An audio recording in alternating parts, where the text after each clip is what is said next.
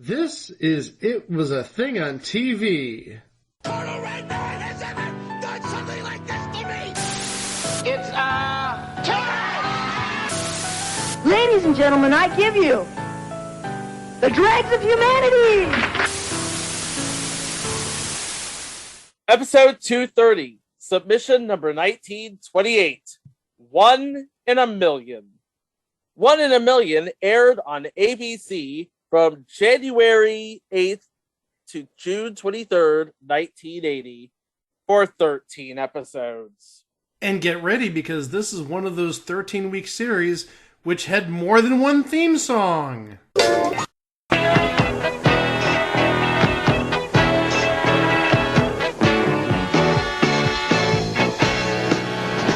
at you now, you're on your way.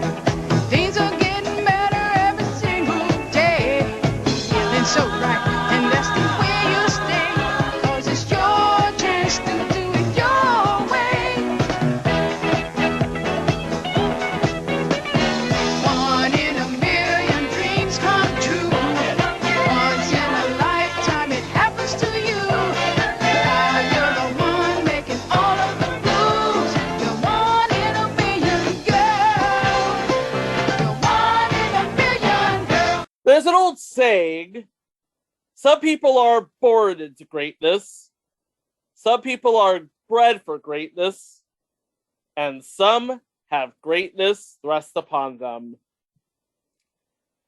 I guess this would be a case of all three at one time, because we have Shirley Hemphill, who is doing really good things on what's happening in the 1970s and in the 80s on what's happening now.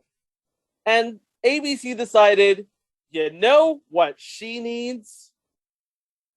She needs her own show. Isn't that right, Mike? Well, yeah, I mean, she was, with all due respect to Fred Berry, Rerun, she was like the breakout star of what's happening. So, yeah, get her a vehicle, absolutely. So ABC gave her her own vehicle. And the thing about this vehicle is that it's a fish out of water series. And you know what? You take somebody like Shirley Hemphill, you give her her own series and have a premise that's that generic, it pretty much breeds itself for failure, don't you think? Yeah, unfortunately. Yeah, here's the scenario. Shirley Simmons, who is played by Shirley Hemphill, is a sharp-tongued, quick-witted taxi driver who inherits controlling interest in a multi-million-dollar conglomerate. Wait, Chico, hold on. Hear me out. Hear me out. All right. Uh-huh. I think we have a parallel here to somebody we've talked about in the past. Okay, Go on. Shirley Hemphill is playing a taxi driver named Shirley. Oh? Mm-hmm. Does this not sound familiar? Tony Danza playing a taxi driver named Tony? Oh! Yeah. Yeah. That's not a stretch. Nope, not a stretch at all.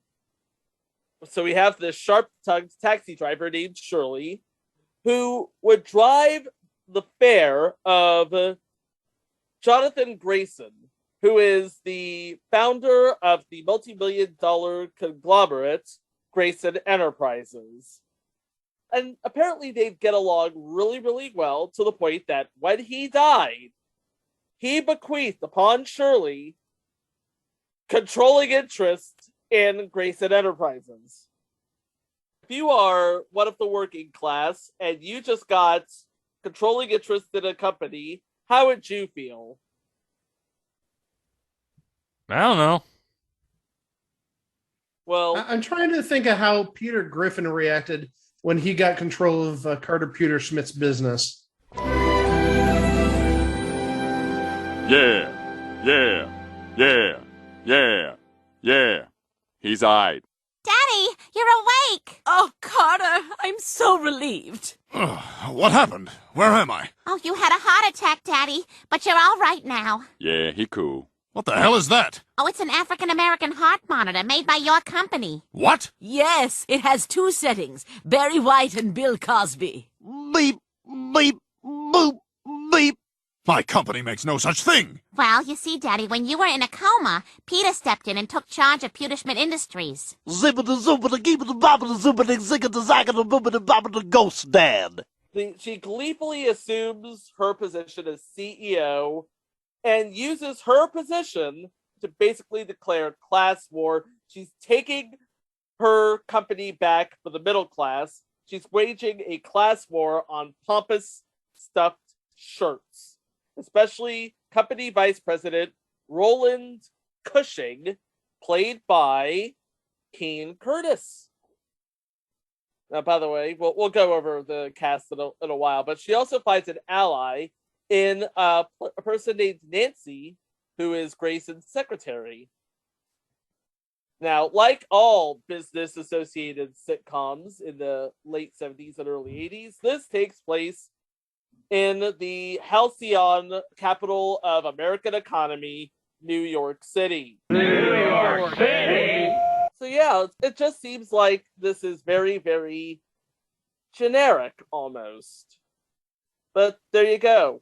ABC had to give a star vehicle, and some of the names associated with this show are just creme de la creme of sitcoms. We're talking about Bertie Orenstein and Sal Turtletop, who, by the way, did work on What's Happening on ABC with Shirley Hemphill and her castmates.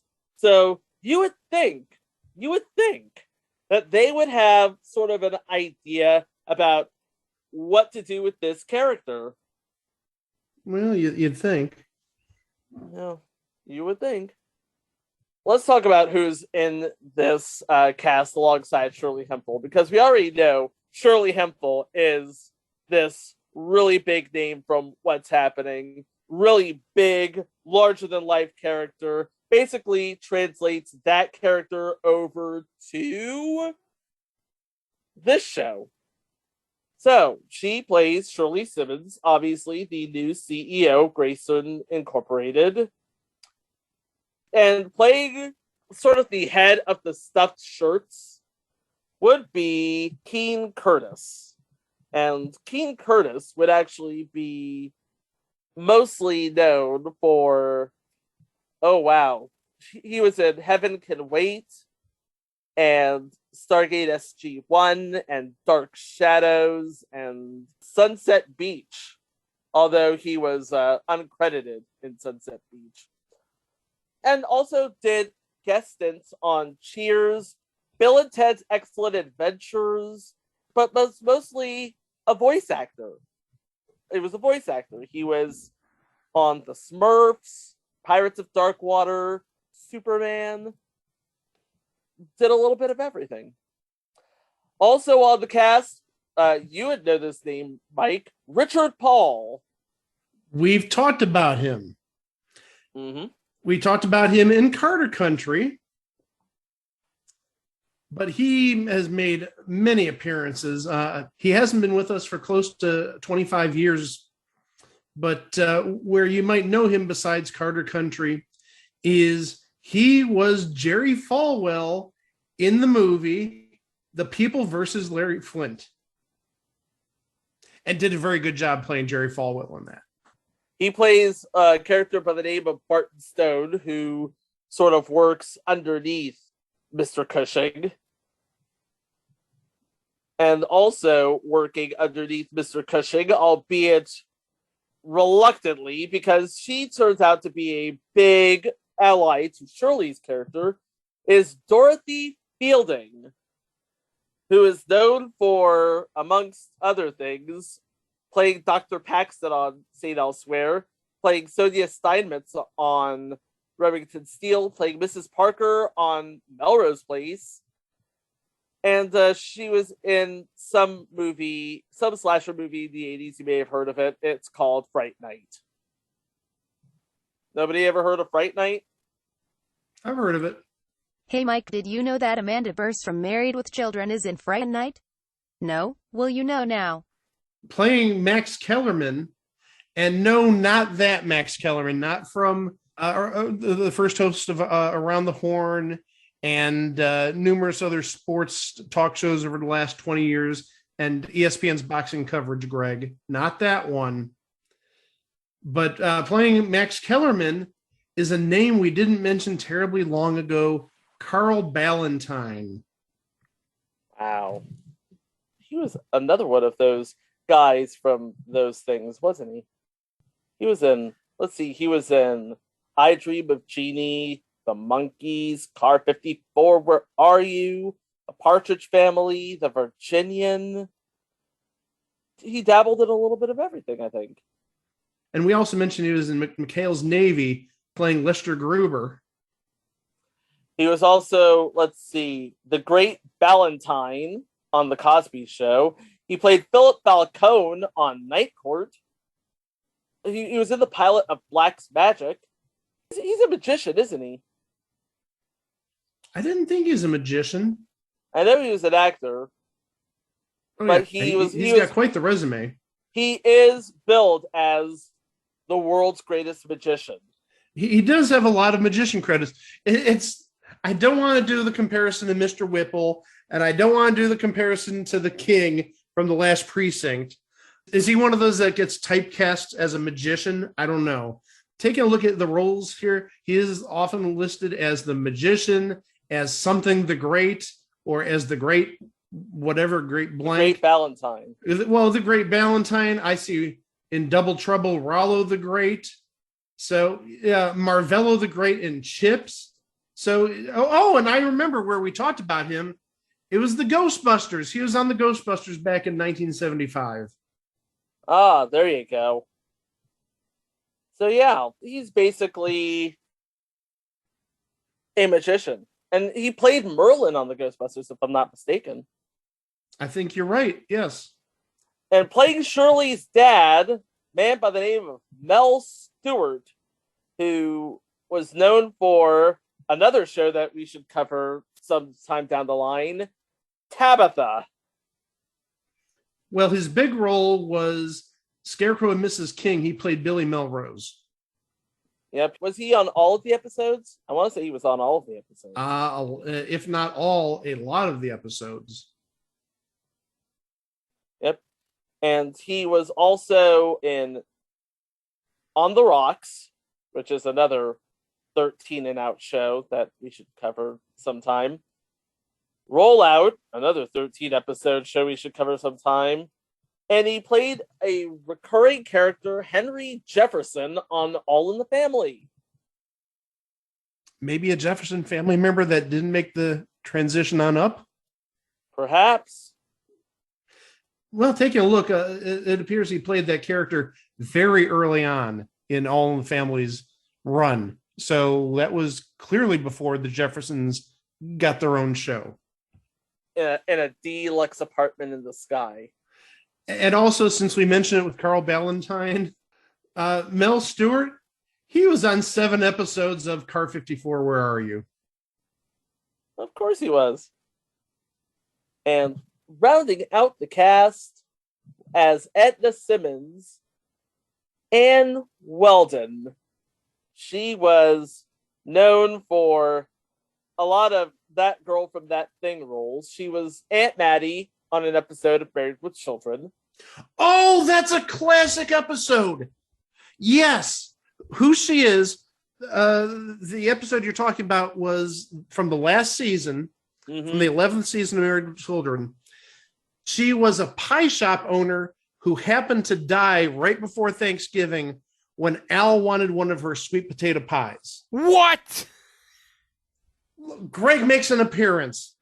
I'm not kidding. She owned a pie shop. Al wanted one of her sweet potato pies for Thanksgiving. Because she died, the store had to close, obviously. But then at the end, basically, she sort of gave Al the moral that he needed. It's better to share than to just enjoy something on your own, because Al wanted the sweet potato pie for just himself. Why would he want a sweet potato pie? There's plenty of other pies he could have other than a sweet potato pie. Was it Aunt one of those Maddie's Patty sweet- LaBelle sweet potato pies? Okay, Aunt Maddie's sweet potato pie is that good. That much of a legend. I doubt it. I sincerely Well, doubt if Al Bundy, if you've never seen the episode, Al Bundy had to actually go to her funeral to get the pie. The last pie she made was going to be served at the funeral, and Al wanted it all for himself, and he had to get through the family members, including, here's Fox Synergy for you, James Brown of the NFL on Fox. Oh, yeah, because James Brown, he really loves sweet potato pie. Al Bundy. Down here, boy. Aunt Maddie? Al Bundy. What did I always say? If you want that cookie, you gotta pay for it? No, the other thing. My pies are always sweeter when you share them? Right. Now you share that pie with your family and friends. Don't make me hit you upside the head. Come on, Al, it's Thanksgiving. Share with us. No. Oh! Al Bundy. Okay. And at the end, in the final credits, you had Terry Bradshaw and Howie Long on the telestrator criticizing how Al was trying to get out of the funeral home and how James Brown blew like his blocking. Oh boy. Wow, JB, I can't believe that you got smoked by Al Bundy. I mean, my God, the man's a middle-aged shoe salesman. Hey, guys, let's check this out. Let's go to the replay. Let's do it. Hey, check out the missed tackle by Miss Unetta. Now, that's just sloppy. Now, Bundy heads for daylight. Oh, and who's there to stop him? That's right, our own James. Fold up like a blanket brown. Where's the flag? I told you they should bring back instant replay. Man, he ran over you like a woman at a shoe sale. I'm gonna tell you what, JB. It looked like Al Bundy wanted it just a little more than you. Oh. Hey, wait a minute. Who asked you, Four Eyes? You talk with me. You want some of me, Harvard? Whoa, fellas. Hey, hold on. Let's just get along here. Stay out of it, Baldy. That's who Aunt Maddie is. So I don't want to hear anything about who this Aunt Maddie person is. Legend from the last season of Married with Children. Hey, guys. One appearance. Second straight episode with a reference to Terry and Howie. Okay, aside from that, she also played, if you're a fan of A Different World, you know Vernon Gaines always makes references to his wife, Velma. But she was only appearing in one episode. She played Velma Gaines in one episode, Wedding Bells from Hell in 1989. So judging from that, I'm thinking that she played Shirley's mother. There is one more person on the cast, and he plays the role of Dennis. His name is Billy Wallace. And this is pretty much his only credit. So there you go. And that's the cast. And we have all the episodes, thanks to our good friends at ultimate70s.com. Also, thanks to research by our own Mike Klaus, ladies and gentlemen. So here is the episodes of 1 in a Million. Episode 1, Chairman of the Board. Cab driver Shirley Simmons inherits the controlling interest in a $200 million corporation, enabling her to take on the system and stand up for the little guy. Not much there to talk about. That's basically the premise of the series. Yeah, that's just setting up what the basis of the series is. Yeah, I mean, that's pretty much all there is to it. Episode 2, Executive Dad. Shirley gives nepotism new meaning when she gets her father, a striking bus driver, work as a secretary at Grayson Industries. But wait a minute. Nancy's already a secretary. What does she have to say about this? I guess not much. No guests of note on this episode, so I guess they're just trying to feel their way around this, because the first episode was written by Bernie Ornstein, Sal Turtletop, and Al Livingston. Second episode was written by Dick Westerschut and Bill Box. So Well, taking a look at all the episodes, there are very few guest stars, and really, I found only one guest star of name. And She's going to be coming up in just a little bit. But right now, let's talk about episode 3. Yeah. Oh, well, before we get to episode 3, one thing I found while doing research. Mm-hmm. Well, one thing I did while doing research about Bernie Orenstein, you'll never guess who his wife is, and we've mentioned his wife on the podcast numerous times. Susan St. James? I don't know. That's Dick Ebersol. That's Dick Ebersol, right. No, Barbara Rhodes. Oh. Okay. Yeah. Susan St. James, come on. Hey, you tell me somebody that we mention all the time on this podcast, my mind immediately goes to Susan St. James. Hey, Greg, I think that deserves an uh-oh. Uh-oh. Okay, episode 3, Shirley's Prince of a Guy. An African prince courts Shirley, raising corporate hopes that she'll resign to emigrate. And playing the role of the prince is Dick Anthony Williams, who's best known for being in Edward Scissorhands, The Jerk, Dog Day Afternoon, and 3 episodes of LA Law. But mostly, he's that guy from that thing. You said 3 episodes of LA Law? No, it's not on. Oh, jeez, did I drop my microphone? Was he in the episode where Diana Muldaur went down the elevator shaft? Oh, no, not a Pulaski episode. I really don't want to talk about it.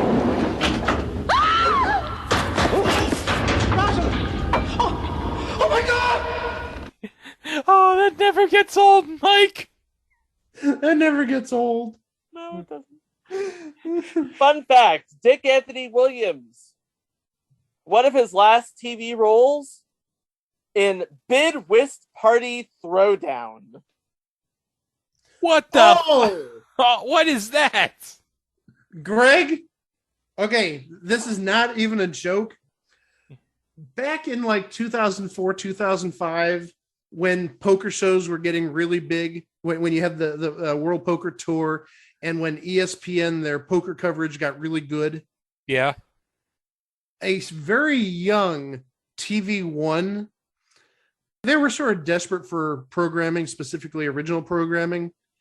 They did this Bid Whist Showdown, not unlike the World Poker Tour. Yeah. I'm looking at the host and the cast of this show. This show is surprisingly stacked.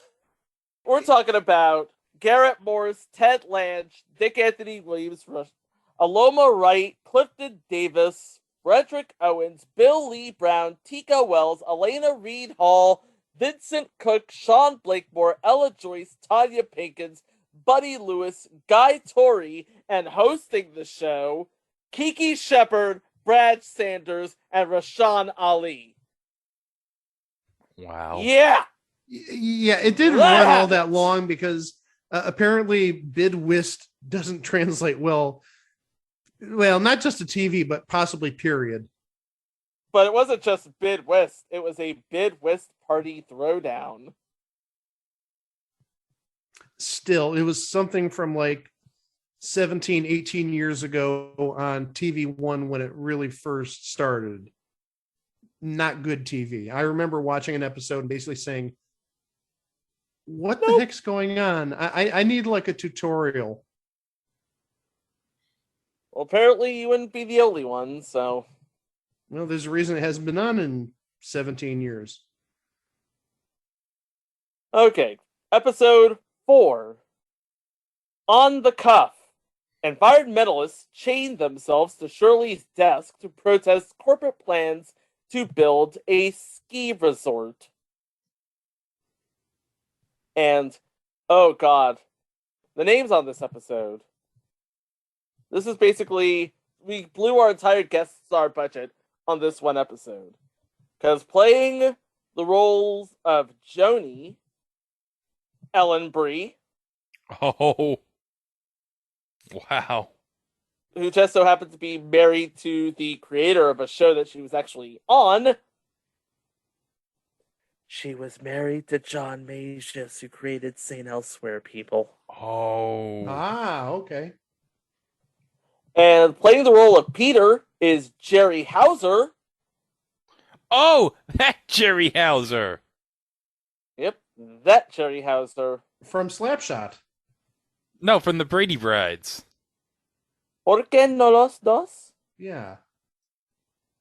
Noted face and or voice actor Jerry Hauser, who is still with us and still active to this day. Yes.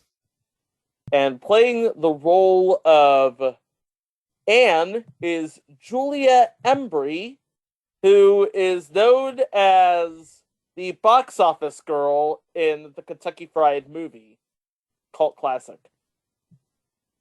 In the Feel Around sketch. You remember the Feel Around sketch, right? I've never seen Kentucky Fried movies. What? Are you kidding me? It's a cult classic. Come on. It wasn't on my radar. It was more Airplane that was on my radar. It's like Kentucky Fried Movie gave birth to... I know, but it was never on cable. Well, it was on cable, but it was heavily edited, and for good reason. So that's episode 4. Episode 5, Lost Weekend. Cushing arrives at the lodge, unaware that Shirley and her friends are about to descend upon him. And one of Shirley's friends is played by Louise Sorel. This is the name I recognized. Yeah, she was basically on Days of Our Lives for freaking ever. She was pretty much just on your mom or grandmom's stories. Yeah, and Airplane 2, which we don't talk about. And O'Madeline for an episode. Cue the clip. I invoked it, yeah. Oh, my, looks like it's raining in Kansas. No, that's just a little bit of dirt. I'll just pass it right. Oh, there's no Kansas. Oh, my, that looks like the day after. Also, Louise Sorel, married to Ken Howard. Ken Howard's first wife. Oh, Ken Howard from The White Shadow. Yep. Yeah. And we'll talk more about him a little later. Oh. Yeah. Ooh. It was on one episode of Star Trek TOS, so just to say, it all comes back to Star Trek. What episode of TOS? Requiem for Methuselah. Okay, I'll catch that out in Paramount Plus later. And also, she was on an episode of Match Game PM in 1980. Oh, cool. Mm-hmm. Episode 6, Stone versus Simmons. Stone charges that his uncle was not of sound mind when he willed the company chairmanship to Shirley, because Stone is a jerk. Is he as much of a jerk as Thomas Gibson, Chico? He ain't that big of a jerk. I mean, he's played by Richard Paul, for Christ's sakes. It's like, how can Richard Paul be a jerk? I know he plays a lot of jerks, but he's not a jerk. Thomas Gibson, on the other hand, he's a douchebag. Oh, yeah. Screw him. Now, wait, if we're talking about jerks, where is President Charles Logan in all this? Oh, yeah. Oh, yeah. That guy. He broke his opponent's leg on cue.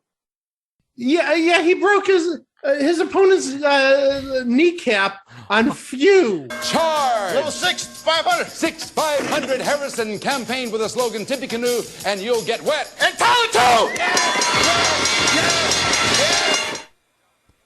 Ladies and gentlemen, you just saw Stephen Matthews jumping up and down for joy. Well, we had to actually stop taping because Stephen got so excited, he not only jumped up and down for joy, but he actually threw his knee out. We had to take the young man to the hospital, and he is well taken care of, and he's all right, but they have to straighten his knee out, and as soon as he is able, he is going to come back on our show, resume his crown, and have his third attempt at the Gauntlet of Villains for $25,000. So, Stephen, we'll look forward to seeing you soon. That was exciting. A little nerve-wracking. Yeah. But anyway, Greg Itzen had just lost the game, and so, Greg, I'm sorry we have to say goodbye to you. And not only that, he made poor Gene Smart miserable on 24. How dare you do that? You idiot. And Anyway. Hey, at least now she has an Emmy. So True. That is true. Okay. And Charles Logan just has parting gifts from 1979. Moving on. Yeah. One guest role was Barney Phillips, who is basically a guy from that thing, but he was on an episode of Previous Entry Flying High as Bailiff. The episode was Ladies of the Night. And he did play on 14 episodes of The Betty White Show. Oh. You know. Miss you, Betty. We love you, Betty. He was actually a judge on that episode. Playing the role of Brenda was Fawn Harriman, who was on Lanigan's Rabbi, Rossetti and Ryan, One Day at a Time, Barnaby Jones, and she was a regular on the Ted Knight Show as Honey. Episode 7, The Chairman Babysits. Nancy's son disappears. Uh-oh. While spending the weekend with her boss. And playing said son, Michael, would be Jimmy Heth, who is basically his only role.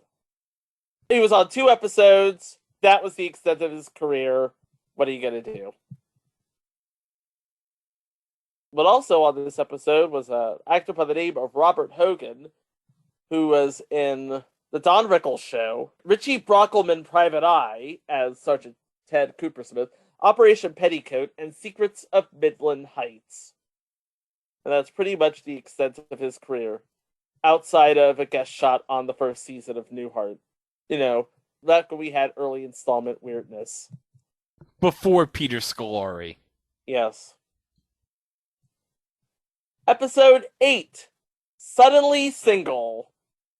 Shirley and Duke take Stone to a disco to help him forget his estranged wife.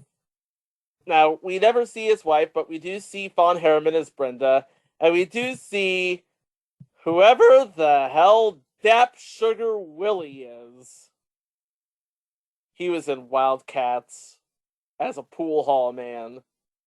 The movie Wildcats? The movie Wildcats, yes. With Goldie Hawn, Woody Harrelson, and Wesley Snipes? Yep, he was a pool hustler. Oh, cool. But by the way, that movie's now on Blu-ray, thanks to Shout Select, so. Also, we have Taffy O'Connell as Euphoria. I'm guessing that's his wife, because she looks like she could play his wife. And she played 2 episodes as Honey North on Dallas. But mostly she was in Blansky's Beauties as Hilary S. Prentice. Episode 9, Cushing Quits. In a heated argument, Shirley hastily accepts Cushing's resignation, and neither knows how to back down. Which is weird, because if you think about it, wasn't this the whole point of Shirley being on top of everything?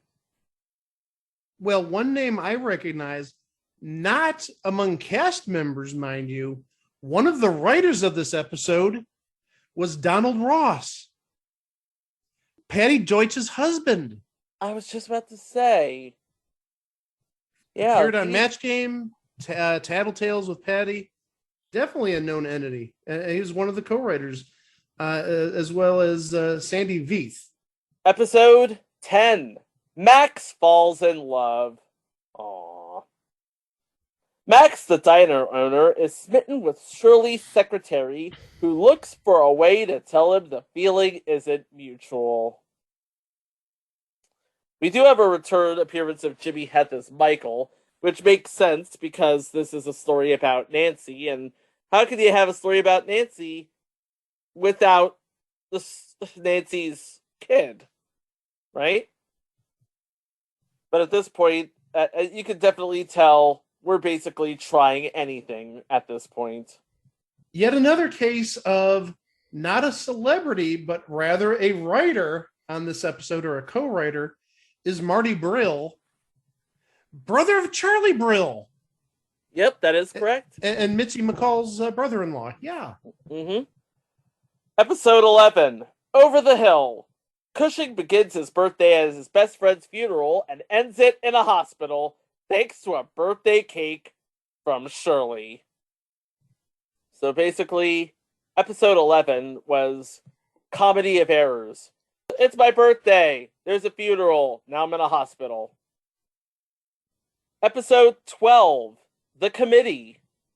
A congressman jeopardizes Shirley's appointment to a presidential commission on youth when he reveals that she has a police record. Oh boy. So many jokes. Yeah, those jokes would work in 1980. Nowadays, in 2022, no. No. And playing the role of the Senator Peters, is Logan Ramsey, who, well, let's just say, he looks like the senator type. In fact, he plays a judge on 2 shows in the 80s. First one would be Knight Rider, and the second one would be Highway to Heaven. And he also plays the role of J. Edgar Hoover in Blind Ambition from 1979. Yeah, he basically looks like that kind of guy. And finally, episode 13, The Italian Connection. A Sicilian dandy claims the late Jonathan Grayson, Shirley's benefactor, is his father. Excuse me? And playing that role is Gino Conforti, who is known for mostly voice work. He was in Man of La Mancha. He was in Thumbelina in 1994. He played Brother Franco on General Hospital. Cardinal Pugini in Angels and Demons. And perhaps in a show to be covered later, playing Ollie Oilslick and Reggie Unicycle on Galaxy High School. He also recurred as Felipe Gomez on Three's Company. Also, we have playing Mrs. Grayson in this episode, Harriet E. McGibbon. Best known for playing Mrs. Drysdale on the Beverly Hillbillies, 55 episodes. Ah, I recognize her. Hasn't been with us for almost 35 years. Yeah, 30. I'm doing the math in my head. 2022 minus 1987. Yeah, that would be 35 years. Oh my gosh, we're all getting old if that's 35 years ago. Wow. Yeah. Okay. So that is 1 in a million. So now we have to ask the question, what went wrong? Aside from, everything. Well, first, we can't really necessarily say the competition was all that difficult, because what it went up against, you remember I made the mention about Ken Howard earlier, and I said, remember this because we're going to bring him back up? Uh-huh. Some of the competition was the second half hour of White Shadow on CBS. Oh. Well, now I know why you're saying that. I mean, it did run for some time. We'll get into the numbers in a little bit. But also, Greg, I think you're going to enjoy this. It's competition on NBC. Yeah. The last half hour of The Misadventures of Sheriff Lobo. Oh, yes. Oh, Miss Sheriff Lobo. Oh, come on. Claude Akins, ratings winner, folks. Uh-huh. But also, this is actually a very weak hole in what is a really good ABC lineup. Listen to what's on this night. Okay. Happy Days at 8:00. Now, mind you, Happy Days would have been in about its 7th season at this point? 6th season? Yeah, it's starting to slag. It's starting to lag a little bit, yeah. And then you had 1 in a Million at 8:30. Three's Company at 9. And again, Three's Company at this point, this would be the 4th season. I don't think it's starting to taper off at this point. If anything, maybe it's tapering off because the Ropers would have gotten their spin-off series around this time, and then you'd have Don Knotts taking over as Mr. Furley. Yeah. So maybe you're losing a little bit of ratings because the Ropers spun off. Who knows? 9:30 is Taxi, and 10 o'clock is Heart to Heart, which this would be what, its second, third season? Basically. Yeah. So that's a strong lineup. I mean, even if Happy Days is sort of waning and Three's Company is in a mode of transition, that's still a very solid lineup if you take out 1 in a Million. Yeah, I'm looking at where it was scheduled for Saturday at 8 as well, because it started out on that Tuesday night with Happy Days and Three's Company and Taxi and Heart to Heart. Then they moved it to Saturday night, where that's it the death knell. Yep, where it was, again, the weakest link in a really strong lineup. It was going up against the first half hour of BJ and the Bear and the first half hour of the Tim Conway Show. And on that same night, you would find on ABC the Ropers, the Love Boat, and Fantasy Island. That's pretty strong. That's a very strong lineup. And 1 in a Million just got lost in the shuffle. And to this day, I think it is still lost in the shuffle because the series is pretty much considered lost media. It's not available on streaming. It's not available on DVD. It's not available on Blu-ray. And for my knowledge, nobody has recorded any of it, and they haven't traded out the tapes for anything. There's 2 opens online. There's actually one with lyrics and one without lyrics. So this is another case of multiple theme songs for a 13-week show. Why? But you already knew this if you heard the first minute of the show. Because gosh darn it, they wanted this to work.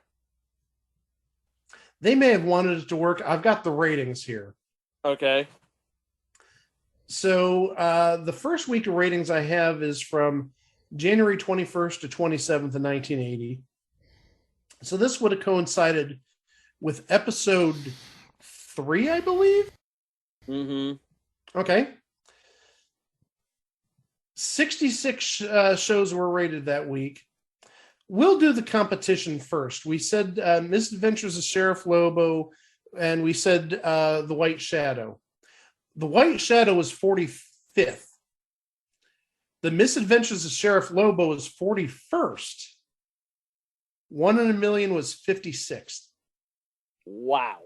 Well, again, yeah, wow, but there were 10 shows worse than it, including, of all things, a best of Saturday Night Live. Well, this would be the 1980 season. Well, no, it wouldn't be the 1980 season. No, it would be the last season of the original. It would be cast. the 1979 season.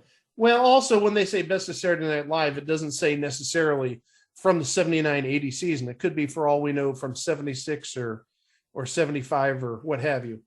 But also something that we have mentioned in the past that finished dead last, a Lyndon LaRouche infomercial for president. Because remember, we talked about him buying a bunch of half hours. I think we talked about this. Maybe it was Bicentennial Minute that he bought a bunch of half hours to pitch his presidential campaigns. This was one of those times he did it, and it was dead last in the ratings. Nobody wanted Lyndon LaRouche for president. Taking at later dates, though, we'll go to a couple weeks later in February 4th to February 10th. Out of 68 shows, it was 61st. Yeah, by then they would have moved this from Tuesdays to Saturdays. that week, again, Best of Saturday Night Live, 67th out of 68. Last place was not a Lyndon LaRouche infomercial because they didn't have one apparently that week. And then we'll move even later. We'll move to March. We'll move to mid-March. This is from March 10th to March 16th. 69 shows. Nice. I was waiting for that. Where does it rank out of 69 shows? 63. I don't know. 67. Aye! And 69th was another Best of Saturday Night Live. Why are Saturday Night Live's reruns just dying? That's shocking. This was getting up to the point where it's like, okay, SNL's been on the air for 5 years. What are they doing with it? Well, and maybe that's why we got this refresh in 1980 because maybe it's just getting a little too old. God bless ABC for trying, but ultimately Shirley Hemphill would reunite with her castmates from What's Happening for What's Happening Now. But at the end of this run, it was replaced by a show that we may cover sometime later down the road. Angie. Oh, we're going to cover Angie, I think, at some point. We love Donna Pescow. We really do. She's the Jewish mother we wish we had. No, seriously, watch Even Stevens. You'll know what I'm talking about. So there you go. That was 1 in a Million. We had a really talented cast, a really talented lead. We had a bunch of people behind the scenes who appeared to know what they were doing, but ultimately it just turned out to be a thing on TV. It did. Yeah. And sadly, it's a lost thing on TV because, well, nobody's seen or heard of it since we brought it up, I guess. I don't know. What can we say except it's time for eBay Price is Right. Oh, God damn it. I love Greg's reactions.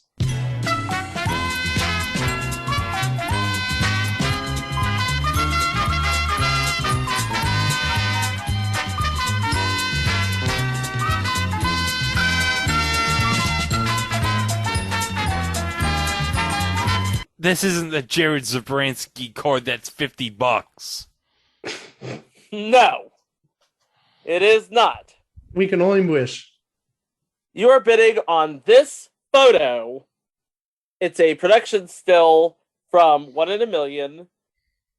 It's a 7x9, used condition, Shirley Hemphill, and it has a 20% off coupon. Okay. And I'm thinking of a number. The number is 8. Mike, you go first. Oh, good. I was going to say 8. May I say that this is like a horrible picture? Oh, it's terrible. She clearly has some sort of angst running this company. Oh, wait. Before you bid, I have a description on the back.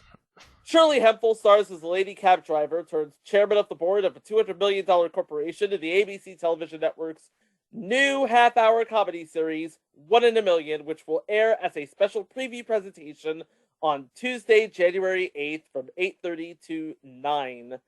It all happens one day when one of Shirley Simmons' regular customers, a wealthy businessman, dies and leaves her a choice of $200 million cash or controlling interest in a vast corporation.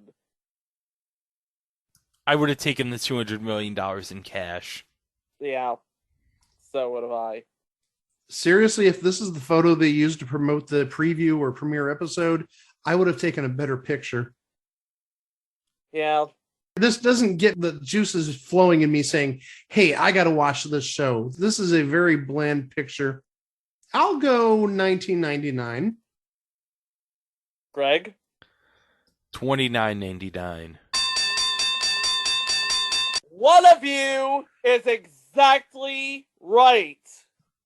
I have no $500 bonus for either of you. Sorry. Oh darn! We don't get to go into Chico's pockets and grab money. Reach inside my suit. Yeah, Ozzy. No, that's horrible. I'm horrible.